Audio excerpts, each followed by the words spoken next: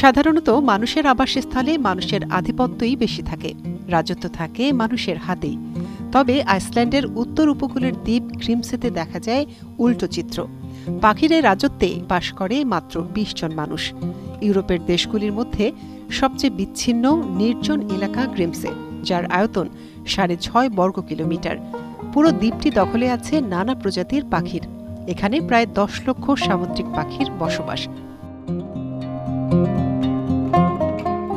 বিবিসির তথ্য অনুযায়ী এই দ্বীপটি মেরুবৃত্তের মধ্যে আইসল্যান্ডের একমাত্র বাসযোগ্য অঞ্চল। হাল্লা ইংগলসডত্তির নামের একজন ট্যুর গাইড এই জায়গাটির প্রেমে পড়েন। পরে তিনি সহ মোট ২০ জনের একটি দল আইসল্যান্ডের রাজধানী থেকে এখানে এসে গড়ে তোলেন একটি ছোট্ট গ্রাম। আর এই গ্রামটিকেই ইউরোপের মধ্যে সবচেয়ে প্রত্যন্ত গ্রাম হিসেবে ধরা হয়ে থাকে।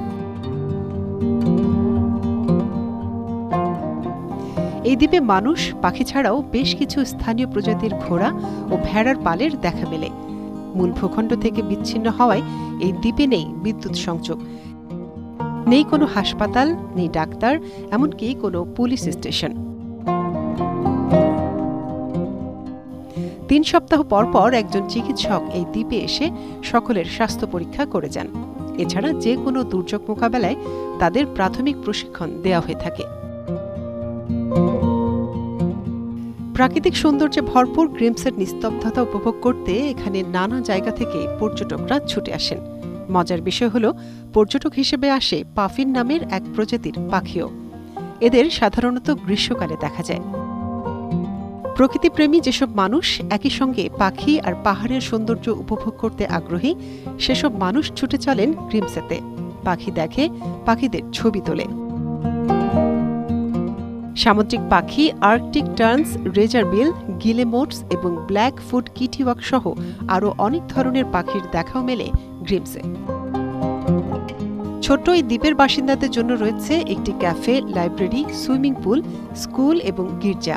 যদিও স্থানীয় স্কুল ঘরটি বর্তমানে কমিউনিটি সেন্টার হিসেবে ব্যবহার করা হয়। দিনে ১ ঘন্টার জন্য খোলা থাকে একটি ডিপার্টমেন্টাল স্টোরও।